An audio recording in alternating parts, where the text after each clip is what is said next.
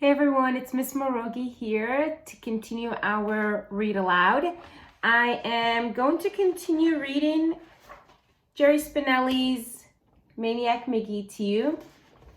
So before I read, I do want to quickly review a skill that I am going to go over throughout the reading today, and that is the skill of a hyperbole. So let's quickly review what a hyperbole is. A hyperbole is a figure of speech entirely exaggerated in order to make a point. So sometimes when we speak, we mean something literally, and sometimes it's a hyperbole, which is exaggerated. So here are a couple examples. So if I had the literal meaning of the sentence, the line was long. Now, to exaggerate that sentence, I would say the line of people waiting stretched a zillion miles. As you can see, that is completely exaggerated because that can't be true. So it's a hyperbole. The next example is the soup was very salty. Now, exaggerated version of that sentence would be the soup has more salt than the Pacific Ocean. So that's a pretty salty soup, but so it's a really exaggerated sentence. So that's what makes a hyperbole. So hyperbole tips would be, if it can happen in real life, then it is not a hyperbole. And sometimes, and most times, hyperboles appear in tall tales. So today I'm going to read to you chapters 6 to 11, and these are some of the vocabulary words that we have in chapter 6 to 11. So I want you to look out for these words.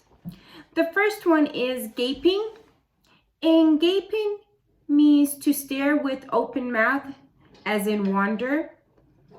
The next word we have pandemonium. And a pandemonium is a wild war or chaos. Next, we've got blemish, which means to destroy. Next, we've got befuddled, which is to confuse, usually through an argument. And finally, we've got the word finicky, which means someone who's being fussy or picky or difficult to please. So those are the vocabulary words I want you to look out for as I am reading the next few chapters. So let's quickly sum up what we've read from chapters 1 to 5. We met Maniac Magee, whose real name was Jeffrey. Early in the book, it was actually kind of sad. He had lost his parents when he was 3 years old due to an accident, and then he moved in with his aunt and uncle who were not getting along very well. Eventually it led to Maniac running away, and when he came to this town, he met a few people, specifically a young lady named Amanda. So the town seems segregated. There is a white section and a black section, and that kind of story is actually really important and a good dialogue to have as a class, because it's always important to discuss race issues, especially in part of history. But I like books like this that bring up topic of race because it gives us an opportunity to have that discussion in the classrooms. So I wonder where that's going to go, where Jerry Spinelli is going to take that information. So let's dive into chapter 6, and hopefully we'll learn more about Jeffrey and how he became Maniac Magee. Chapter 6. About an hour later, Mrs. Valerie Pickwell twangled up her back screen door, stood on the step, and whistled. As whistles go, Mrs. Pickwell's was one of the all-time greats. It reeled in every Pickwell kid for dinner every night. Never was a Pickwell kid ever late for dinner. It's a record that will probably stand forever. The whistle wasn't loud. It wasn't screechy. It was a simple 2-note job. 1 high note, 1 low note. To an outsider, it wouldn't sound all that special. But to the ears of a Pickwell kid, it was magic. Somehow, it had the ability to slip through the slush of 5 o'clock noises to reach its targets.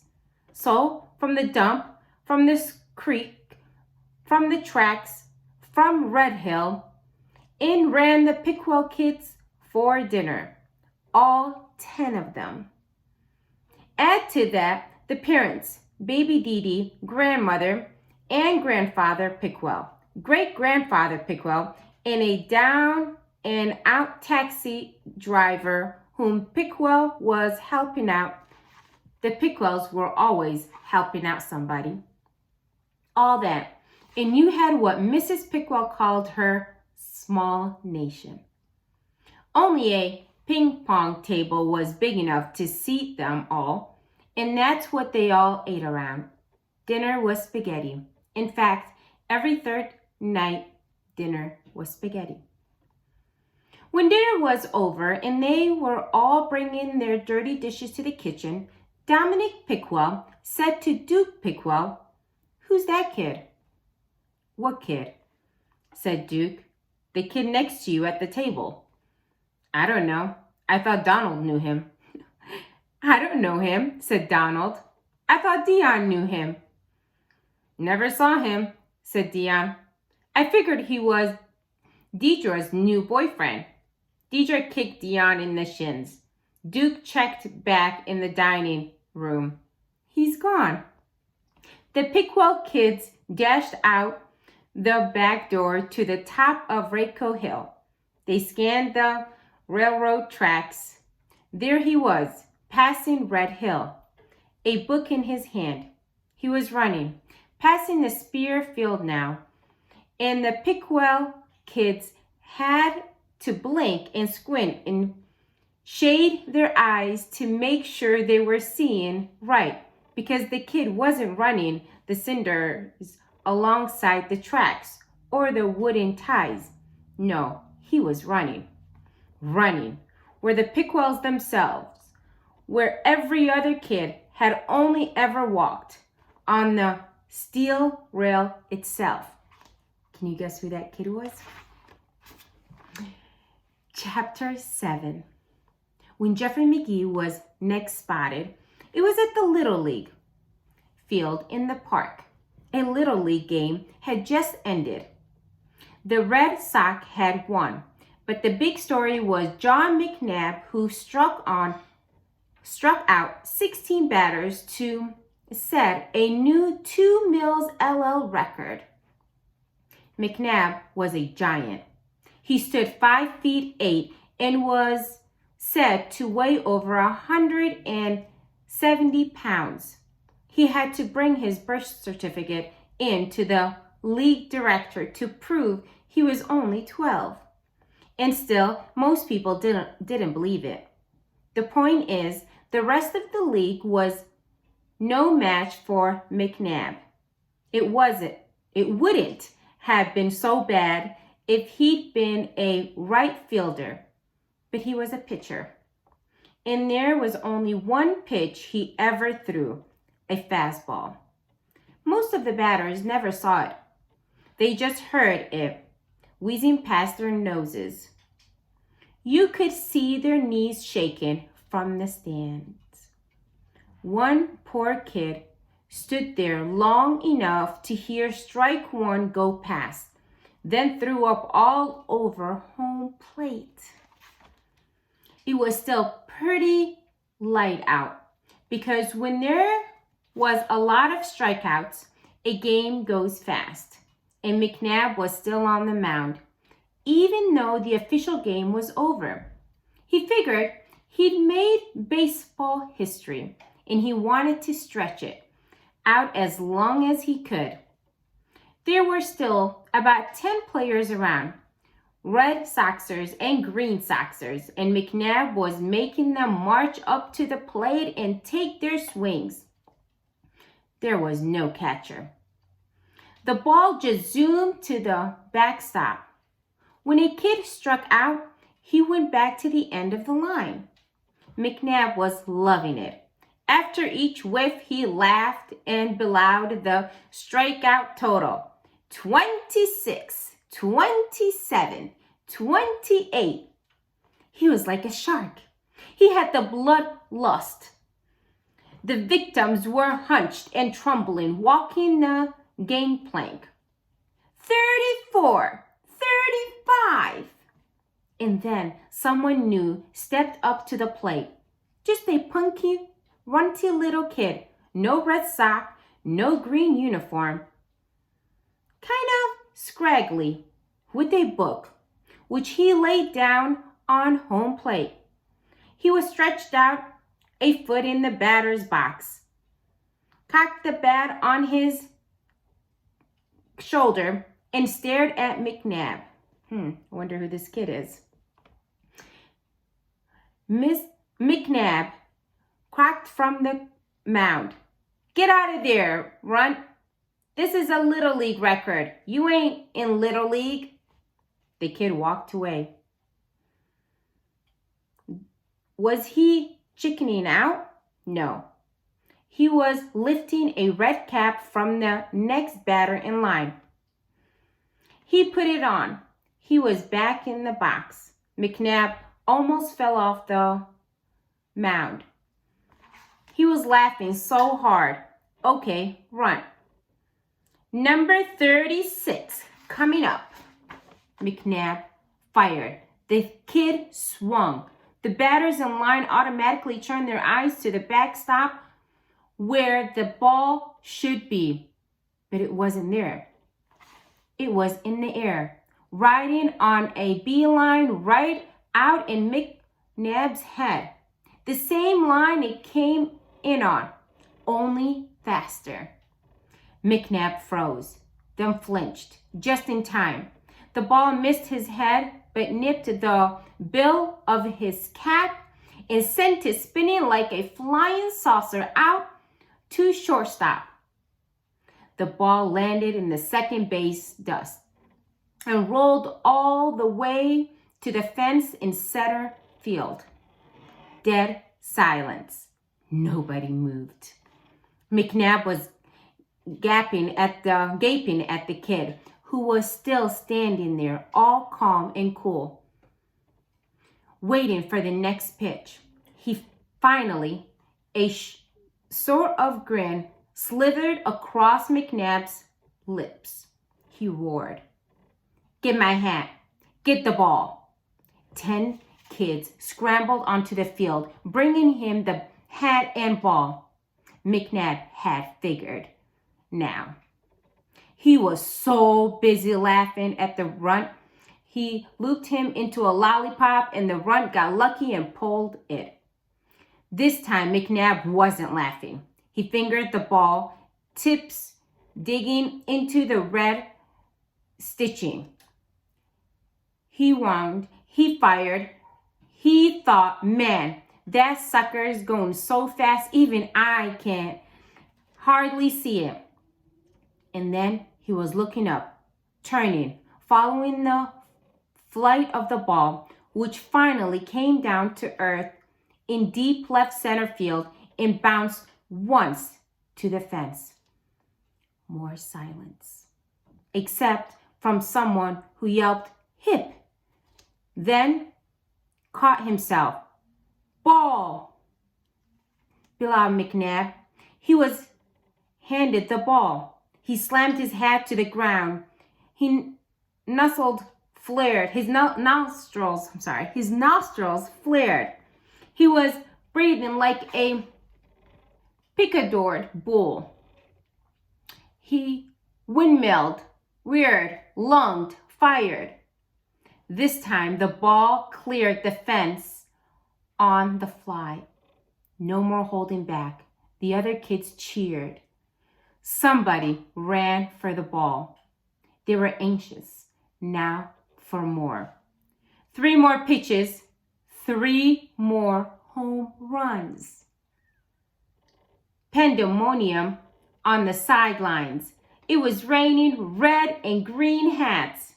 McNab couldn't stand it. The next time he threw, it was right at the kid's head. The kid ducked. McNab called strike one. Next pitch headed for the kid's belt. The kid bent his stomach around the ball. Strike two. Strike three took dead aim at the kid's knees. And here was the kid, swooping back and at the same time swatting at the ball like a golfer teeing off. It was the craziest baseball swing you ever saw. But there was the ball smoking out to center field. Hold it, Runt, sneered McNab. I can't pitch right when I got a whiz. The kids on the sidelines made way as McNab stomped off the field, past the dugout, and into the woods between the field and the creek. They waited a pretty long time, but they figured, well, McNab's whiz probably wouldn't last longer than a regular kid's. Might even make the creek rise. A hyperbole for sure.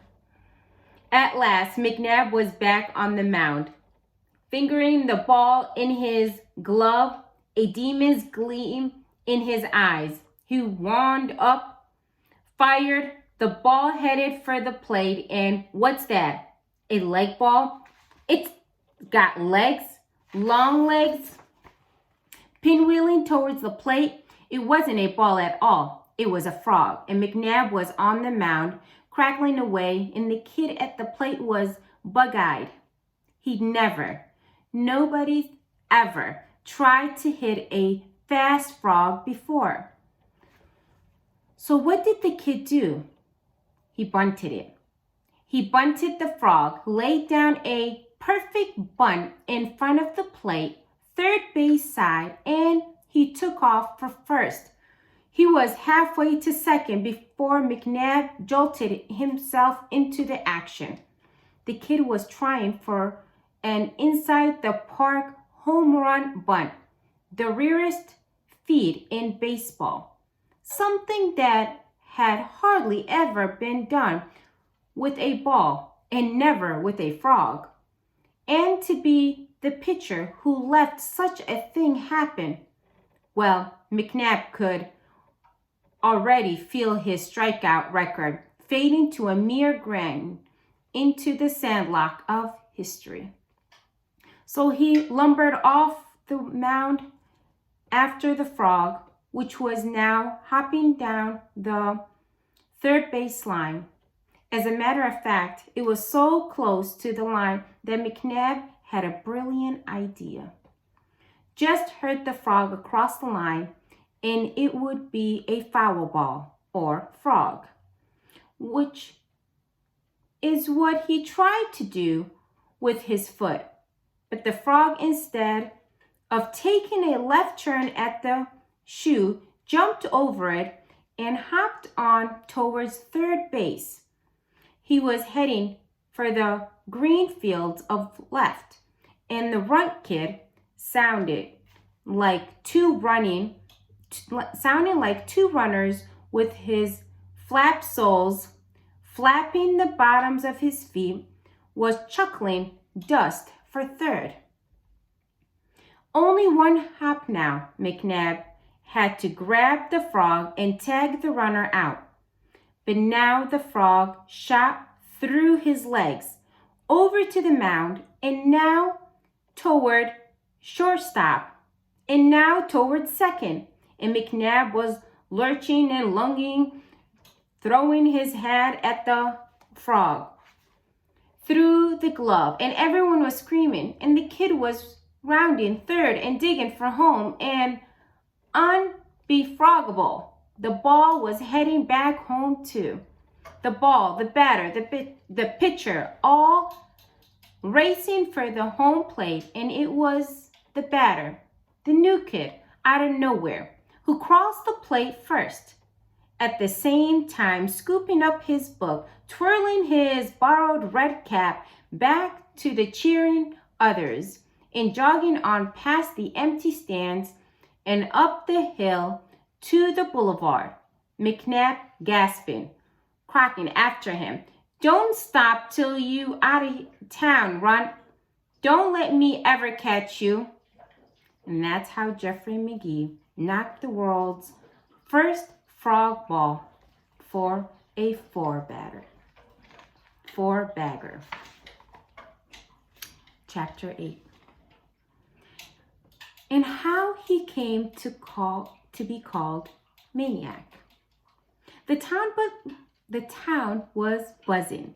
The schools were buzzing. Hallways, lunchrooms, streets, playgrounds, West End, East End, buzzing about the new kid in town. The stranger kid, straggly, carrying a book, flap-soled sneakers. The kid who intercepted Brian Dennehy's pass to hands down and punted it back longer than Dennehy himself ever threw it. The kid who rescued Arnold Jones from Finister's backyard. The kid who tattooed giant John McNab's fastball for half a dozen home runs, then circled the sack on a bunted frog. Nobody knows who said it first, but somebody must have. Kid's gotta be a maniac. And somebody else must have said, yeah, regular maniac. And somebody else, yeah. And that was it. Nobody except Amanda Beale had any other name for him. So pretty soon, when they wanted to talk about the new kid, that's what they all called him, Maniac. The legend had a name. But not an address, at least not an official one with numbers. What he did have was the deer shed at the Elmwood Park Zoo, which is where he slept his first few nights in town. What the deer ate, especially the carrots, apples, and day-old hamburger buns, he ate. He started reading Amanda Beale's book his second day in town and finished it that afternoon. Ordinarily, he would have returned it immediately, but he was so fascinated by the story of the Children's Crusade that he kept it and read it the next day and the next. When he wasn't reading, he was wandering. When most people wander, they walk. Maniac Magee ran. Around town, around the nearby townships, always carrying the book, keeping it in perfect condition. This is what he was doing when his life, as it often seemed to do, took an unexpected turn. Chapter 9.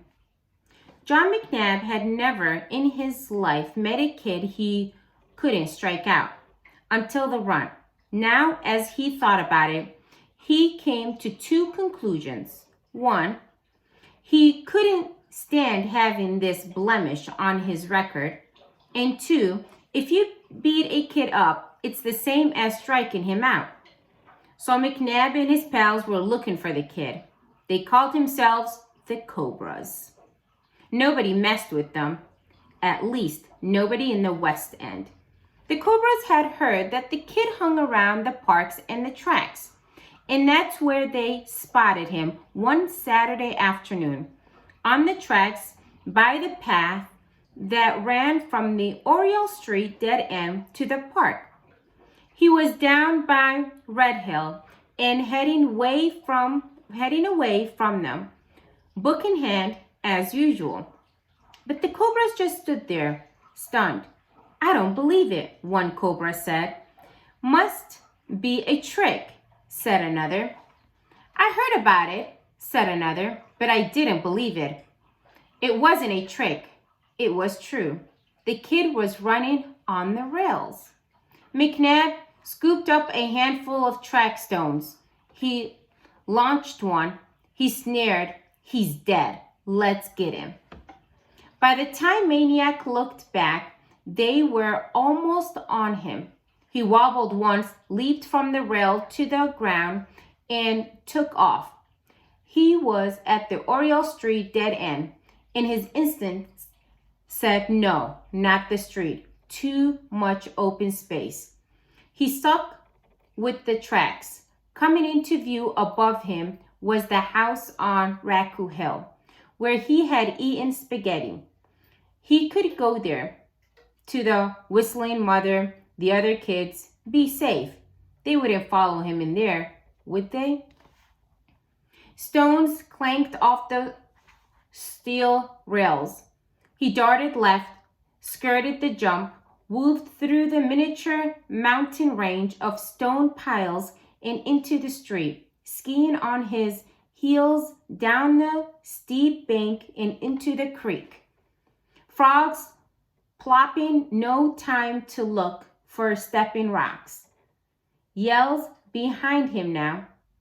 War whoops, stones pelting the water, stinging his back, all the other side, through the streets and picker bushes, past the armory jeeps and out to the park boulevard, past the Italian restaurant, on the corner, the bakery, screeching tires, row houses, streets, alleys, cars, porches, windows, faces staring, faces, the town whizzing past Maniac, a blur of faces, each face staring from its own window, each face in its own personal frame, its own house, its own address, someplace to be when there was no other place to be.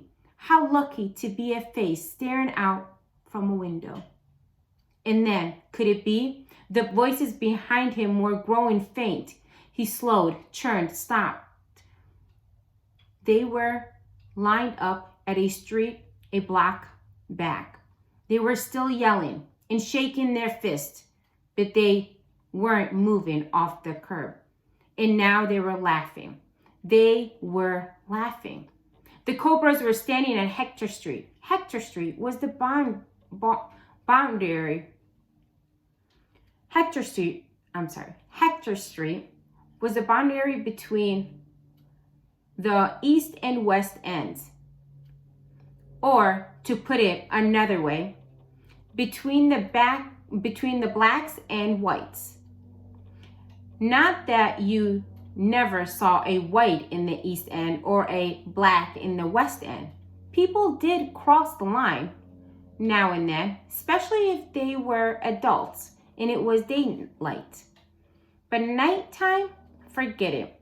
And if you were a kid, day or night, forget it. Unless you had business on the other side, such as a sports team or school. But don't just stroll along. And if you belong there, as if you weren't afraid, as if you didn't even notice you were a different color from everyone around you. The Cobras were laughing because they figured the dumb, straggly runt would get out of the east end in about as good shape as a bare big toe in a convention of snapping turtles. Chapter 10. Of course, Maniac didn't know any of that. He was simply glad the chase was over. He turned and started walking, catching his breath. East Chestnut, East Marshall, Green Street, Arch Street. He had been around here before. That first day with the girl named Amanda. The other days jogging through. And that was Saturday, not a school day. And there was something different about the streets. Kids all over. One of them jumped down from a front step and planted himself in front of Maniac. Maniac had to jerk to a stop to keep from plowing into the kid. Even so, their noises were practically touching. Maniac blinked and stepped back. The kid stepped forward. Each time Maniac stepped back, the kid stepped forward. They traveled practically half a block that way. Finally, Maniac turned and started walking. The kid jumped around and plunked himself in front of him again. He bit off a chunk of a candy bar he was holding. "Where are you going?" he said. Candy bar flakes flew from his mouth. "I'm looking for Sycamore Street," said Maniac. "Do you know where it is?" "Yeah, I know where it is." Maniac waited, but the kid said nothing more. "Well, do you think you could tell me where it is?" Stone was softer than the kid's glare. "No." Maniac looked around. Other kids had stopped playing, were staring. Somebody called, "Do 'em, Mars." Someone else, "Waste 'em." The kid, as you probably guessed by now, was none other than Mars Bar's Thompson. Mars Bar heard the calls, and the stone got harder. Then suddenly he stopped glaring. Suddenly he was smiling. He held up the candy bar an inch from Maniac's lips. "Want a bite?" Maniac couldn't figure. "You sure?" "Yeah, go ahead, take a bite." Maniac shrugged, took the Mars bars, bit off a chunk, and handed it back. "Thanks." Dead silence along the street. The kid had done the unthinkable. He had chomped on one of Mars' own bars. Not only that, but white kids just didn't put their mouths where black kids had theirs, be it soda bottles, spoons, or candy bars. And the kid hadn't even gone for the unused end. He had chomped right over Mars Bar's own bite marks. Mars Bar was confused. Who was this kid? What was this kid? As usual, when Mars Bar got confused, he got mad. He thumped Maniac in the chest. "You think you bad or something?" Maniac, who was now twice as confused as Mars Bar's, blinked. "Huh? You think you come down here and be bad? That way you think?" Mars Bar was practically shouting now. "No," said Maniac. "I don't think I'm bad. I'm not saying I'm an angel either.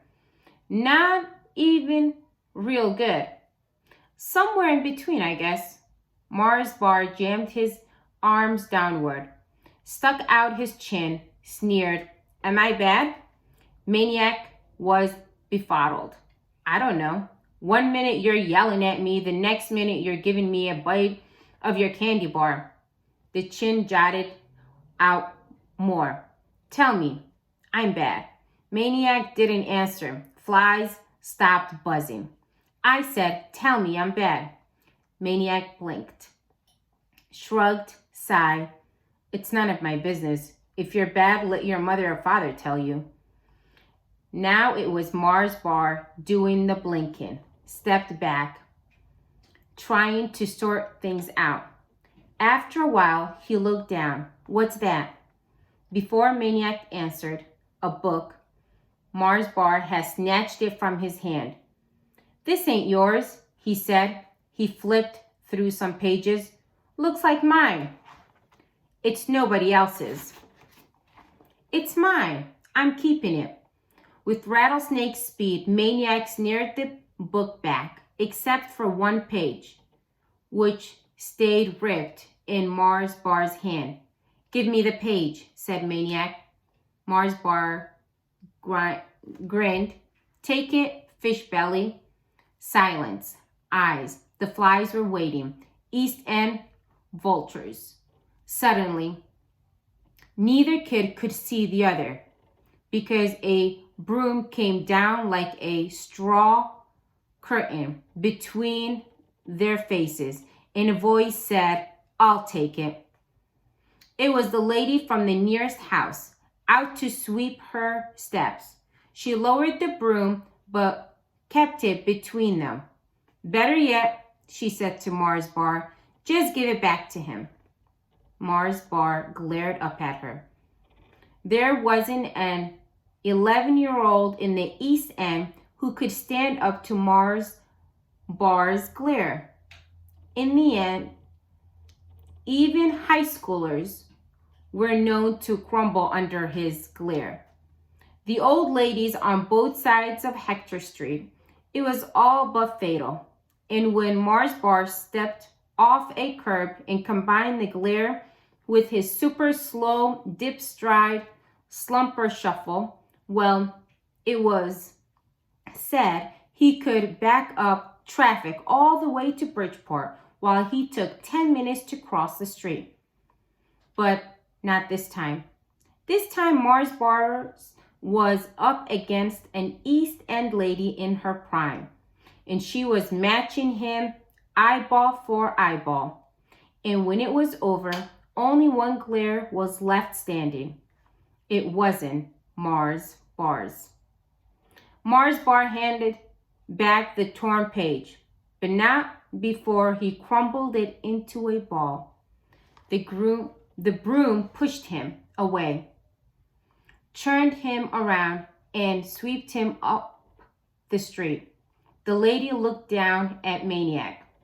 A little of the glare lingered in her eyes.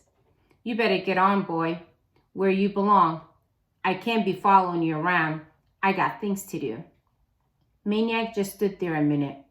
There was something he felt like doing, and maybe he would have, but the lady turned and went back inside her house and shut the door.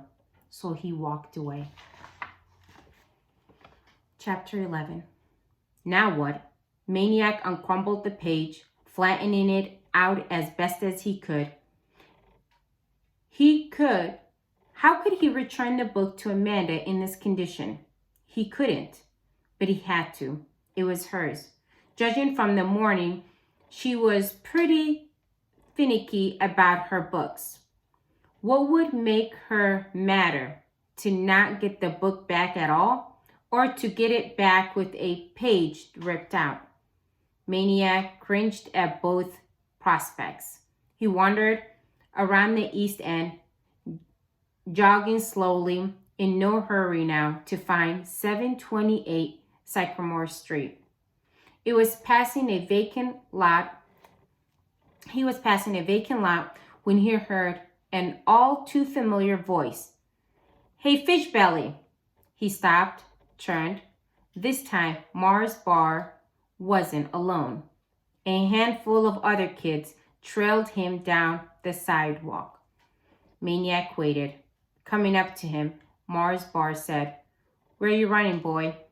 Nowhere. You're running from us? You afraid? No, I just like to run. You want to run? Mars Bar grinned. Go ahead. We'll give you a head start. Maniac grinned back. No thanks. Mars Bar held out his hand. Give me my book. Maniac shook his head. Mars Bar glared. Give me it. Maniac shook his head. Mars Bar reached for it. Maniac pulled it away. He moved in on him now. They backed him up. Some high schooler were playing basketball up the street, but they weren't noticing. And there wasn't a groom swinging lady in sight. Maniac felt a hard flatness against his belly. Suddenly, his world was very small and very simple. A brick wall behind him, a row of scrolling faces in front of him. He clutched the book with both hands. The faces were closing in. A voice called, Thank you, Jeffrey. The faces parted. At the curb was a girl on a bike. Amanda! He hoisted the bike to the sidewalk and walked it over. She looked at the book, at the torn page. Who ripped my book? Mars Bar pointed at Maniac. He did. Amanda knew better. You ripped my book. Mars Bar's eyes went big as headlights.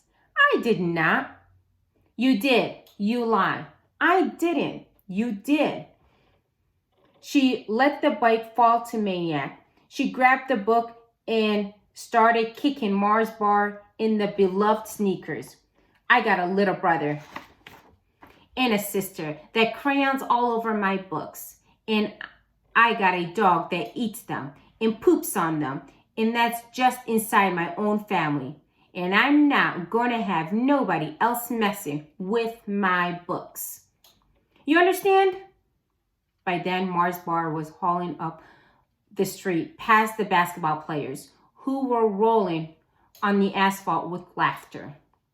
Amanda took the torn page from Maniac. To her, it was the broken wing of a bird. A pet out in the rain. She turned misty eyes to Maniac. It's one of my favorite pages. Maniac smiled. We can fix it. The way he said it, she believed. Want to come to my house? She said. Sure, he said. So that is the end of chapter 11. I hope you enjoyed today's reading, and I hope you were able to pick up on some of the hyperboles that were used in the book. I really like the way Jerry Spinelli writes this book because there's quite a lot of figurative language in it. It's pretty interesting to me. So I hope you enjoyed the reading, and I hope you have a wonderful night, and I will see you again tomorrow with more pages to read. Talk to you later. Bye.